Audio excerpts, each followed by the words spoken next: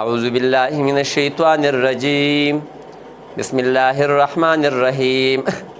سورہ بقرہ آیات شپږم او اووم نمبر آیات. عزتمندو نبی اکرم صلی الله علیه وسلم چې خپل دعوت پیش کړی نو درې قسم انسانان په هغه معاشره کې چې د مخې له راغلو او دا صرف رسول الله لره نه، کله چې انسان د دین کار کوي نو هغه به چې دی هغه سره به دغه درې قسمه خلک وي. یو به هغه خلک وي چې هغه بالکل ایمان راړي، سچا مخلص مسلمان سي، نو الله تعالی هغه ته متقي وویل او د هغه صفات یې تفصیلا ذکر کو موږ پاروند وویلې. دوم هغه خلک چې هغه به خالص انکار وکړي، هغه نن وایي کافر ورته وایي. او دریم هغه کسان دي چې هغه به چې دی په ظاهر یو حالي په پکې به بل حالي، مخامخ به یوه خبرې له شا به بله خبرې، هغه ته منافق وایي. انشاءالله د هغې بحث چې دی د دې رکو نه واقع به تر دا بلې رکو پورې دا مکمل د دوی بحث دی. تفصیلا به انشاءالله موږ به هغه بحث هلته کوو د منافقینو به. پاتې نن بحث د کفارو دی چې هغه بالکل د دین اسلام نه منکر دي، دین پدنې چې دا حق دی خو نه منم لوجه د ضد نه، لوجه د عناد نه، نو بیا به د مسلمانانو سره ویوي. الله تعالی په دې آیاتونو کې چې دی د هغو خلکو بحث کوي. ان الذین ان یقینا بشک یقینا پوره قرآن در واخه هم به دغه ترجمه یې کوه. ان الذین هغه کسان د دې هم دغه ترجمه کوي.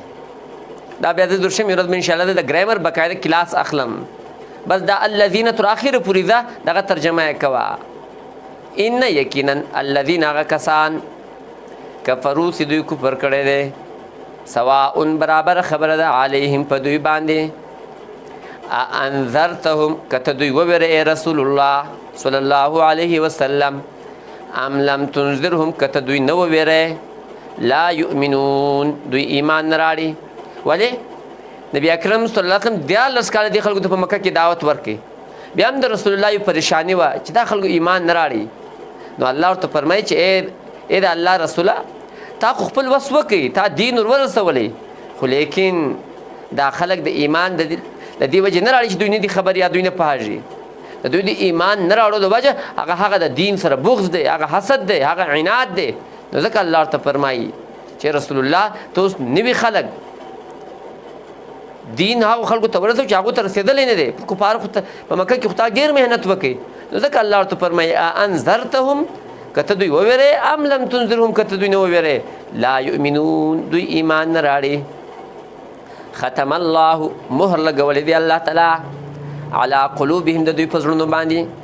بار بار رسول الله دین بیاناو او دوی هغه دین پوه هم سو، خو له وجې د ضد نه ایمان راړو او بیا په دین پورې ټوکې وهلې.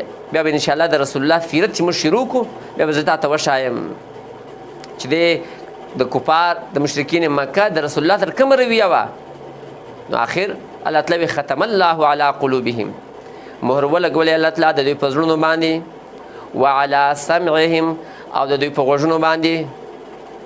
دا ټیم بیا زر حق ته نسي راګرځېدا. وعلى ابصارهم او د دوی په سترګو باندې غشاوتون پردې دي، په سترګو بیا پردې دي. ولهم د دوی دپاره عذاب عظیم ډېر لوی عذاب دی. په دې حال کې چې ایمان دوی ته معلوم سي چې دا حق دی او بیا له خپل د ضد له وجې ایمان نه راړي، نو الله ورته فرمایي ولهم عذاب عظیم. عزتمندو دا زموږ درېیمې ورځ کلاس دی او زه هیله لرم چې تاسو به قرآن مجید مخې ته ږدئ او دا کومه ترجمه چې د هغه تاسو ورته ګورئ او بیا که سوال وي یا داسې په ترجمه نه سوې پوه نو یقینا تاسو بیا چې دی هغه ما سره برای راست په دغه واټسپ نمبر باندې رابطه هم کولی سي. زه به بیا چې دی د هغې ترجمې چې دی تاسو ته جواب در کوم. الله تعالی دې تاسو خوشحاله او آباد لري. الله د موږ ته هغه عمل را نصیب کړي چې الله او د الله رسول به راضي وي برحمت.